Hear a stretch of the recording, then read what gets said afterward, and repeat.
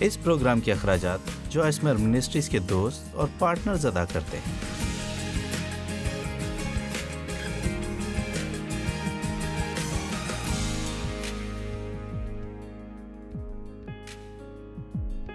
میں آج رات ایک چھوٹا سا پیغام دینا چاہتی ہوں جس کا عنوان ہے روز اجر قریب ہے۔ آپ جانتے ہیں کہ جب آپ ملازمت کرتے ہیں تو آپ کو تنخواہ والے دن کا انتظار ہوتا ہے۔ اگر آپ ملازمت نہیں کر رہی، آپ اپنی ملازمت پر جانے سے گریز کرتے ہیں، تو آپ کے لیے تنخواہ کا دن کچھ خاص نہیں۔ دراصل آپ لوگوں سے تنخواہ کی بات سن کر تنگ آ گئے ہیں کیونکہ آپ کو اس سے کچھ بھی لینا دینا نہیں ہے۔ جانتے ہیں ہر مسیحی کے پاس ایک ملازمت ہے۔ مسیحی ہوتے ہوئے آپ کے پاس ایک خدمت ہے۔ میں آپ کے روزگار کی بات نہیں کر رہی جہاں سے آپ آمدن حاصل کرتے ہیں، بلکہ میں اس خدمت کی بات کر رہی ہوں جو ہم خدا کے لیے کرتے ہیں۔ آپ فل ٹائم منسٹری میں ہیں یا نہیں، اس سے فرق نہیں پڑتا۔ ہم خدا کے لیے خدمت کرتے ہیں۔ ہمیں اٹھ کر دنیا میں جانے اور خدا کے لیے کام کرنے کی ضرورت ہے تاکہ اس کے نام کو جلال ملے۔ ہم کیسے لوگوں سے بات کرتے ہیں، ان سے کیسا سلوک کرتے ہیں، ہمارا برتاؤ کیسا ہے، ہمارا رویہ کیسا ہے، ہم الفاظ کیسے استعمال کرتے ہیں، ان سب کا تعلق خدا کو جلال دینے سے ہے۔ ہم خدا کے لیے محنت کرتے ہیں۔ بائبل میں لکھا ہے کہ ہماری محنت خداوند میں بے فائدہ نہیں ہے، اور یہ کہ خدا ہمیشہ اجر دیتا ہے کیونکہ خدا اجر دینے والا ہے۔ خدا اپنے طالبوں کو بدلہ دیتا ہے۔ بس جو کچھ تم چاہتے ہو کہ لوگ تمہارے ساتھ کریں، وہی تم بھی ان کے ساتھ کرو۔ میں سمجھتی ہوں کہ یہ بائبل کا سب سے اہم حوالہ ہے، اور مجھے اس طرح کے حوالہ جات پسند ہیں۔ مجھے بونے اور کاٹنے والا اصول اچھا لگتا ہے۔ کیا آپ جانتے ہیں کہ مجھے یہ کیوں پسند ہے؟ کیونکہ یہ مجھے اپنی زندگی پر قابو پانے میں مدد دیتا ہے، اور کبھی میں دوسروں کو کنٹرول کرتی تھی۔ اگر یقین نہ آئے تو ڈیو سے پوچھ لیں۔ آمین۔ اور میرے خیال میں یہ جان لینا اچھا ہے کہ ہمیں معلوم ہے کہ خدا سب باتوں پر قدرت رکھتا ہے، اور جیسا کہ اس نے ایک نظام دیا ہے جس کے تحت وہ کہتا ہے جو کچھ تم کرنا چاہتے ہو کرو۔ جو کچھ تم کرو گے وہ پلٹ کر واپس آئے گا۔ بعض اوقات جو کچھ پلٹ کر واپس آتا ہے ہمیں وہ اچھا نہیں لگتا، اور ہم ہمیشہ اسے اس بیج کے ساتھ جو ہم نے بویا ہوتا ہے جوڑ نہیں پاتے۔ جب کوئی آپ کی برائی کر رہا ہوتا ہے تو کیا وہ بو رہا ہوتا ہے یا آپ کاٹ رہے ہوتے ہیں؟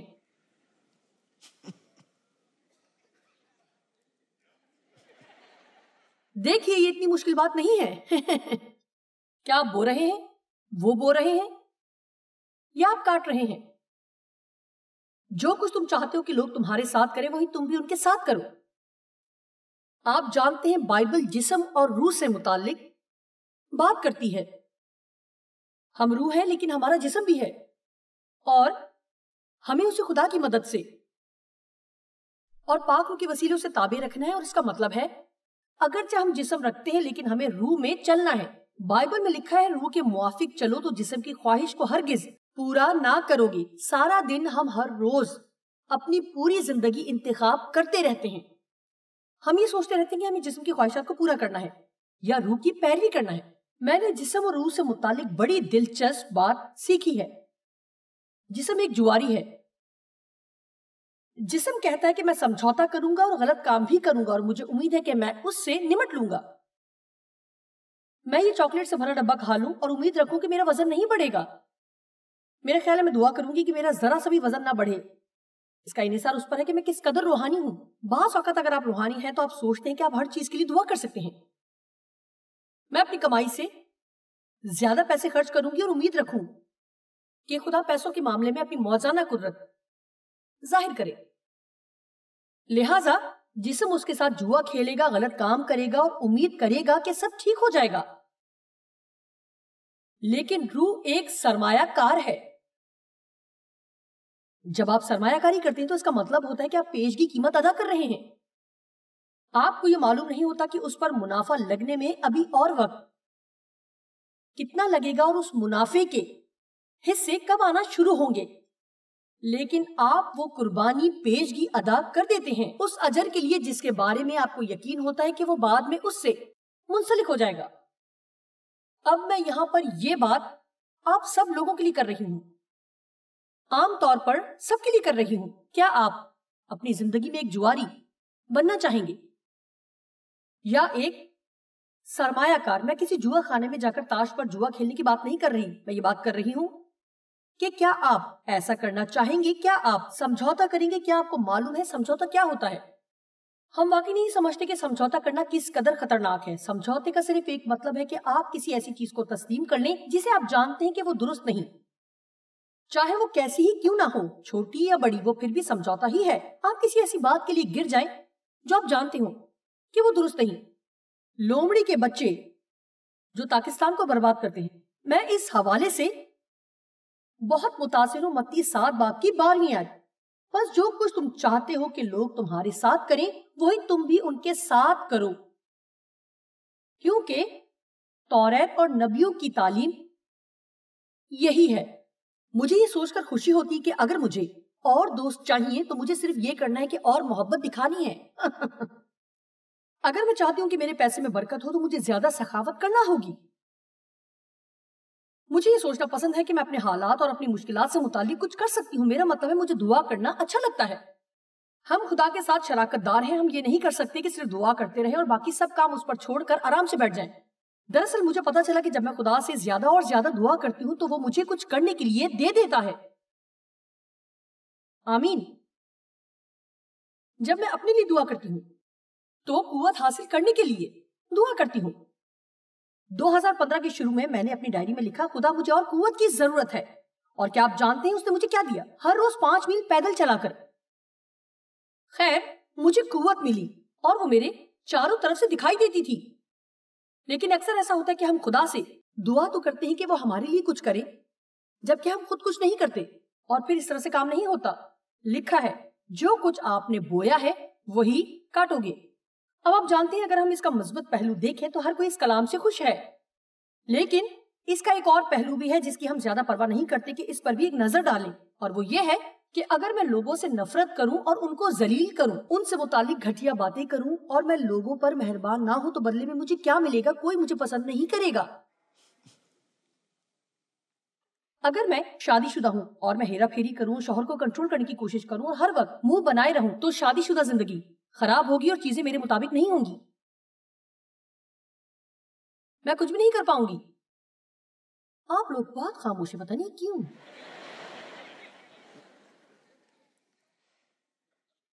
آئیے یعقوب کی زندگی پر نظر ڈالتے ہیں۔ پیدائش 27 باب،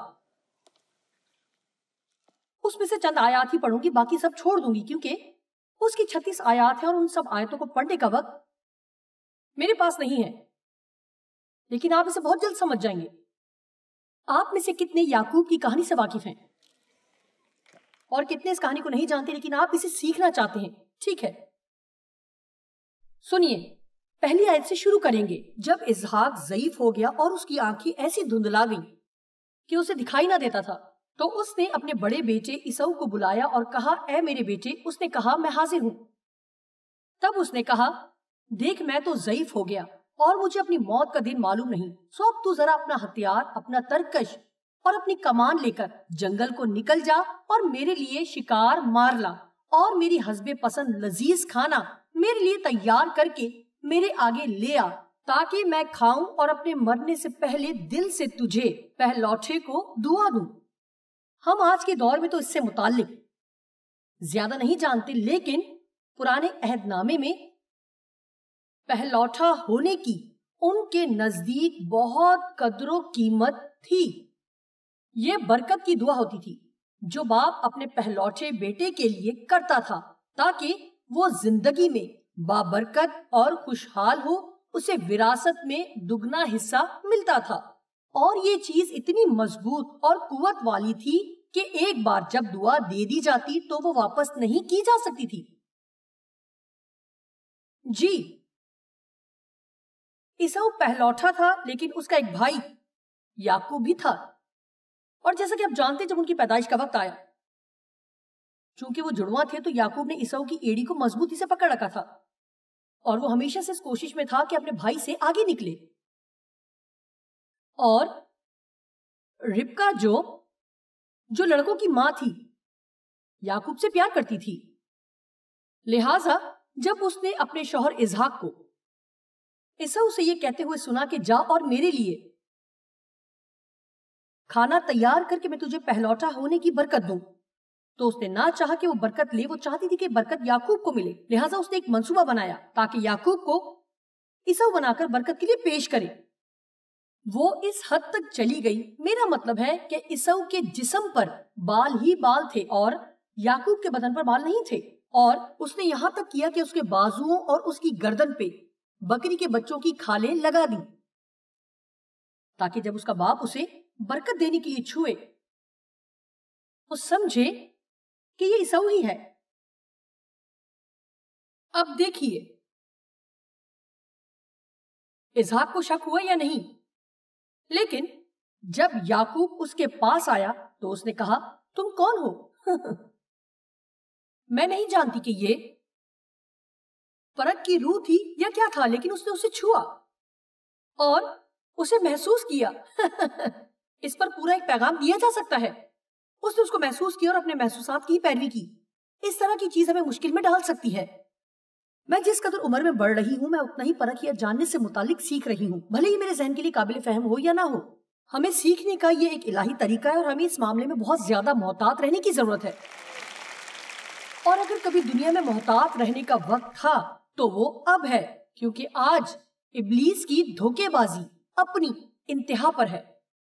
لہذا اسحاق یعقوب کو پہلوٹے کی برکات کی دعا دیتا ہے اور اس کے بعد زیادہ دیر نہیں گزرتی عیسو آ جاتا ہے. اور جب وہ اپنے باپ سے بات کرنا شروع کرتا ہے تو اسے احساس ہوتا ہے کہ ہو کیا رہا ہے. خیر یہ بات بڑی دلچسپ ہے. یہاں تو بڑی ہوا چل رہی ہے. اب کلام مقدس میں 24ویں آیت میں بڑی دلچسپ بات لکھی ہے. اور ربکا کو اس کے بڑے بیٹے عیسو کی یہ باتیں بتائی گئیں. تب اس نے اپنے چھوٹے بیٹے یعقوب کو بلوا کر اس سے کہا کہ دیکھ تیرا بھائی عیسو تجھے مار ڈالنے پر ہے اور یہی سوچ سوچ کر اپنے کو تسلی دے رہا ہے. سو اے میرے بیٹے تو میری بات مان اور اٹھ کر ہاران کو میرے بھائی لابن کے پاس بھاگ جا. دیکھیں جب ہم کوئی غلط کام کرتے ہیں تو ہمارے پاس صرف یہی ایک انتخاب رہ جاتا ہے. جب ہم پکڑے جاتے ہیں تو ہم ہمیشہ یہی کرتے ہیں اور جلد یا دیر سے بالآخر ہم پکڑے جاتے ہیں. لوکا 12 میں لکھا ہے کیونکہ کوئی چیز ڈھکی نہیں جو کھولی نہ جائے گی اور نہ کوئی چیز چھپی ہے جو جانی نہ جائے گی. اور وہ خوفزدہ ہو گیا اپنی جان کو بچانے کے لیے خوفزدہ ہو گیا. لہٰذا میں نے یہ سیکھا اگر مجھے پتا ہو جو کچھ میں کر رہی ہوں وہ غلط ہے اور پھر بھی میں وہی کروں. وہ جانتے تھے کہ جو وہ کر رہے ہیں غلط ہے. ربکا جانتی تھی کہ جو کر رہی ہے غلط ہے. یعقوب جانتا تھا کہ جو کر رہا ہے غلط ہے. جب بھی ہم ضمیر کے خلاف جاتے ہیں اور روح میں چلنے کی بجائے جسم میں چلنا پسند کرتے ہیں تو ہمارے پاس ایک انتخاب رہ جاتا ہے اور وہ ہے بھاگنا اور چھپنا. عام طور پر خدا سے بھاگتے ہیں اور خوف میں زندگی بسر کرتے ہیں. کیا صرف میں نے ہی تجربہ کیا ہے یا آپ میں سے بھی کچھ لوگ اس میں سے گزرے ہیں؟ لہٰذا وہ اپنے مامول لابن کے پاس گیا اور اس کے لیے کام کرنے لگا. راخل اور لیا لابن کی 2 بیٹیاں تھیں اور راخل بہت خوبصورت تھی، لیکن بائبل میں لکھا ہے لیا کی آنکھیں چندی تھیں. میرا خیال اسی لیے یہ بات بنی ہے کہ وہ زیادہ خوبصورت بہن نہیں تھی. اور یعقوب راخل سے پیار کرتا تھا اور اس کو چاہتا تھا اور لابن نے اس سے کہا کہ تو میرے لیے 7 برس تک کام کر تو میں تیرا بیاہ اس سے کر دوں گا. جب 7 برس ہو گئے تو ایک مشکل اور آن پڑی. وہ بڑی بہن نہیں تھی اور عام طور پر پہلے بڑی بہن کی شادی ہوتی تھی. اب یہ بات سب یاد رکھیں کہ یعقوب نے اپنے باپ کو دھوکہ دیا تھا. ٹھیک ہے ہمیں یہ یاد ہے، ٹھیک ہے. لہذا پیدائش 29 باب اس کی 20ویں آیت. چنانچہ یعقوب 7 برس تک راخل کی خاطر خدمت کرتا رہا. وہ اسے راخل کی محبت کے سبب چند دنوں کے برابر معلوم ہوئے. اور یعقوب نے لابن سے کہا میری مدت پوری ہو گئی سو میری بیوی مجھے دے تاکہ میں اس کے پاس جاؤں. تب لابن نے اس جگہ کے سب لوگوں کو بلا کر جمع کیا اور ان کی مے کے ساتھ ضیافت کی. اور جب شام ہوئی تو اپنی بیٹی لیا کو اس کے پاس لے آیا اور یعقوب اس سے ہماغوش ہوا، اور اس نے صرف ایک وجہ سے ایسا کیا، کیونکہ وہ بہت زیادہ نشے میں تھا اور اسے پتہ نہیں تھا کہ وہ کیا کر رہا ہے۔ جب رات ہوئی تو اس نے 25ویں آیت، جب صبح کو معلوم ہوا، میں چاہتی ہوں آپ اس آیت پر غور کریں، جب صبح کو معلوم ہوا کہ یہ تو لیا ہے، تب اس نے لابن سے کہا، اب یہ بھی سننے والی بات ہے، تو نے مجھ سے یہ کیا کیا؟ کیا میں نے جو تیری خدمت کی وہ 7 برس راخیل کی خاطر نہ تھی؟ پھر تو نے کیوں مجھے دھوکہ دیا؟ تم اتنے جھوٹے اور دھوکے باز ہو، میں نے تمہارے ساتھ اتنا کچھ کیا اور تم نے مجھے اس کے بدلے میں دھوکہ دیا، تم نے میرے ساتھ ایسا برا سلوک کیا، کیا آپ جانتے ہیں؟ اس لمحے میرا نہیں خیال کہ اس نے یہ سوچا بھی ہوگا، اسے خیال بھی آیا ہوگا کہ اس نے اپنے بھائی کے ساتھ اور اپنے ہی باپ کے ساتھ ایسا ہی کیا تھا۔ رومیو 2 کی پہلی آیت مجھے بہت پسند ہے، لکھا ہے اس لیے کہ تو جو الزام لگاتا ہے خود وہی کام کرتا ہے۔ یہ بڑا حیران کن حوالہ ہے۔ اب سنیے، برسوں پہلے میں نے کہا، خداوند ہم تو ایسا نہیں کرتے، میرا مطلب ہے تو جانتا ہے جو کام میں خود کرتی ہوں وہی الزام میں دوسروں پر نہیں لگاتی۔ اس نے کہا، ہاں تم دوسرے لوگوں کو نظر کا چشمہ لگا کر دیکھتی ہو اور اپنے آپ کو رنگین چشمہ لگا کر دیکھتی ہو۔ آپ نے دیکھا ہم اپنے لیے بہانے تراش لیتے ہیں لیکن دوسروں کے لیے کوئی بہانہ نہیں چلنے دیتے۔ تو نے کیوں مجھے دھوکہ دیا؟ پھر کہانی آگے بڑھتی ہے۔ یعقوب کے 12 بیٹے تھے لیکن اس کا چہیتا بیٹا یوسف تھا اور اس کے باقی 11 بیٹے یوسف سے حسد کرتے تھے، اور وہ یوسف کو باہر لے گئے اور اسے بیچ ڈالا اور اپنے باپ سے جھوٹ بولا کہ اسے جنگل میں کسی درندے نے چیر پھاڑ ڈالا۔ ہم دیکھتے ہیں کہ یہ بونے اور کاٹنے والا سلسلہ اس کی زندگی میں کیسے جاری اور ساری رہتا ہے۔ لیکن ایک منٹ رکیے، میرے گناہوں کو مکمل طور پر معاف کیا جا سکتا ہے، ہاں کیوں نہیں؟ ہمارا خدا رحم کا خدا ہے اور وہ گناہ جو ہم کرتے ہیں اس کے برے نتائج بھی ہوتے ہیں، اور میرا ایمان ہے کہ خدا ان کو دور کرتا ہے۔ اب جو میں کہوں گی آپ اس کو کیسے لیں گے، لیکن میں ایمان رکھتی ہوں کہ جب سے میں کلام پر تعلیم دے رہی ہوں آج رات میں وہ کہوں گی جس پر میرا ایمان ہے، اور میرا ایمان ہے کہ خدا ہمیشہ ہمارے گناہوں کو معاف کرتا اور ہمارے ساتھ اپنے رشتے کو بحال کرتا ہے۔ میں اس بات پر یقین رکھتی ہوں کہ اس کا طرز اور رحم ہمیں حاصل ہوتا ہے، لیکن میں نہیں سمجھتی کہ خدا کا رحم ہمیشہ ہمیں سب گناہوں کی اثرات سے محفوظ رکھتا ہے، اور میں یہ سمجھتی ہوں کہ ایسا ہونا بھی نہیں چاہیے کیونکہ یہ ہمارے لیے اچھا نہ ہوگا۔ میں افسوس سے کہتی ہوں کہ ہم ناسمجھ لوگ ہیں اور کبھی کبھی ہمیں اس درد کو محسوس کرنا ضروری ہے تاکہ ہمیں سمجھنے میں مدد مل سکے، اوہ یہ تو بہت برا کام ہے، مجھے ایسا دوبارہ نہیں کرنا چاہیے۔ کیونکہ واقعی اگر ہم گناہ میں زندگی گزاریں اور خدا ہمیں معاف کر دے تو پھر سب کچھ ٹھیک ہے، ہم گناہ میں زندگی گزاریں تو پھر سب کچھ ٹھیک ہو جاتا ہے، اور کبھی کبھی ہمیں ہمارے برے کاموں کی سزا نہ دے تو پھر ہم کیسے سیکھیں گے کہ یہ سب غلط کام دوبارہ نہیں کرنا ہے؟ لہٰذا خدا اس کے لیے ہمیں سزا بھی دیتا ہے، اس لیے نہیں کہ وہ ہم سے پیار نہیں کرتا، وہ جنہیں پیار کرتا ہے انہیں ڈانٹتا بھی ہے، اور ہم ایک دوسرے سے حقیقی محبت نہیں کر سکتے یا اپنے بچوں سے اگر ہم انہیں جو وہ چاہتے ہیں دیتے رہیں اور انہیں برے کاموں کی سزا نہ دیں جو وہ کرتے ہیں۔ آمین۔ اب یعقوب کی اس کہانی سے آپ ایک پورا پیغام تیار کر سکتے ہیں۔ میں چاہتی ہوں ہم پیدائش 32 باب کو ایک لمحے کے لیے دیکھیں کیونکہ اب یہ بہتر سے بہتر ہوتا جا رہا ہے۔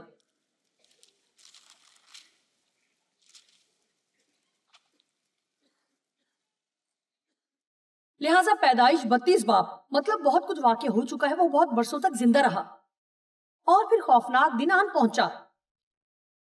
6 آیت، پس قاصد یعقوب کے پاس لوٹ کر آئے اور کہنے لگے، ہم تیرے بھائی عیسو کے پاس گئے تھے، وہ 400 آدمیوں کو ساتھ لے کر تیری ملاقات کو آ رہا ہے۔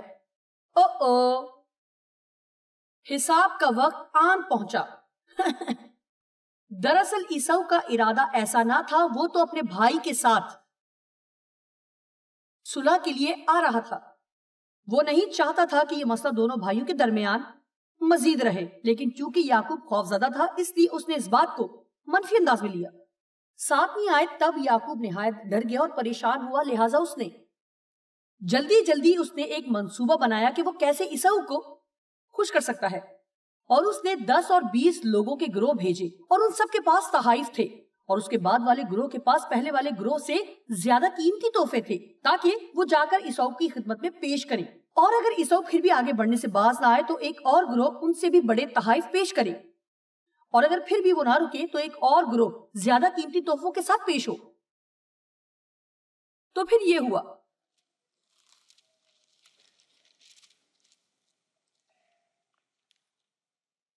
और जब बिलाकर याकूब पर यह बात वाज़ेह हो गई कि ईसाऊ को कोई चीज आगे आने से रोक नहीं सकती। 22वीं आयत, और वो उसी रात उठा और अपनी दोनों बीवियों, दोनों लौंडियों और 11 बेटों को लेकर उनको यबूक के घाट से पार उतारा और उनको लेकर नदी पार कराया और अपना सब कुछ पार भेज दिया, और याकूब अकेला रह गया और पोप फटने के वक्त तक एक शख्स वहां उससे कुश्ती लड़ता रहा। आप जानते हैं कि बास औकात आप आजाद नहीं हो सकते जब तक कि आप अपनी मर्जी से हर चीज से दस्तबरदार नहीं होते, ताकि खुदा के साथ अपने रिश्ते को दुरुस्त करें। और आखिरकार उसने कहा, ठीक है, मैं अपना सब कुछ यहाँ ही छोड़ता हूँ, क्योंकि इससे मेरा कुछ भी फायदा ना हुआ कि मैं अपने भाई ईसाऊ के साथ सुलह करता, उससे तो कुछ काम ना बना। ओ, ये कहानी तो और अच्छी होती जा रही है। 25वीं आयत, और जब उस आदमी ने देखा कि वो उस याकूब पर गालिब नहीं होता तो उसकी रान को अंदर की तरफ से छुआ, और याकूब की रान की नस उसके साथ कुश्ती करने में चढ़ गई, और वैसे इस वाक़ये के बाद याकूब लंगड़ा कर चलता था। उसने कहा, मुझे जाने दे, क्योंकि पौ फट चली। याकूब ने कहा कि जब तक तू मुझे बरकत ना दे मैं तुझे जाने नहीं दूंगा। आप जानते हैं खुदा ऐसे लोगों को पसंद करता है जो उसका पीछा नहीं छोड़ते जब तक के हालात ठीक ना हो जाएं और उनकी बरकत बहाल ना हो जाएं। हम उस वक्त तक खुदा से बरकत हासिल नहीं कर सकते जब तक हम अपना आप पूरे तौर पर खुदा के सुपुर्द ना कर दें और कहें, ऐ खुदा, तू जो कुछ भी मेरी जिंदगी में करना चाहता है मैं चाहता हूँ कि तू वो कर। मुझे इसकी परवाह नहीं कि इसके लिए मुझे किन मुश्किलात में से गुजरना होगा। मैं वो शख्सियत बनना चाहता हूँ जो तू मुझे बनाना चाहता है। अगर मैं जिंदा ना भी रहूं तो भी तू ऐसा ही कर। आमीन। गलतियों 6 की 7वीं आयत बाइबल के एक बहुत अहम उसूल से मुतालिक बात करती है, और ये बड़ी सादा सी बात है। हम जो बोते हैं वही काटते हैं। आप जानते हैं कि खुशखबरी ये है कि हम जो कर रहे हैं वो दुरुस्त है, लेकिन ये अच्छी खबर नहीं अगर हम वो काम कर रहे हैं जो हम जानते हैं कि हमें नहीं करना चाहिए। क्या मैं आपको बता सकती हूँ कि हमारी हर मुश्किल का हल बहुत सादा है। हर इस बात में जो खुदा आपसे करने के लिए कहता है ताबेदारी दिखाएं। अगर आपका दिल वो करने को नहीं चाहता तो भी वो करें, और इस काम को ईमान के वसीला बोएं और उम्मीद रखें। आप अपनी जिंदगी में एक बड़ी फसल काटेंगे। मुझे दोबारा कहने, हर मुश्किल का हल इस बात में है कि खुदा जो कहता है वो करें, ना कि वो जो आप महसूस करते हैं या जो आप सोचते हैं, बल्कि जो खुदा चाहता है।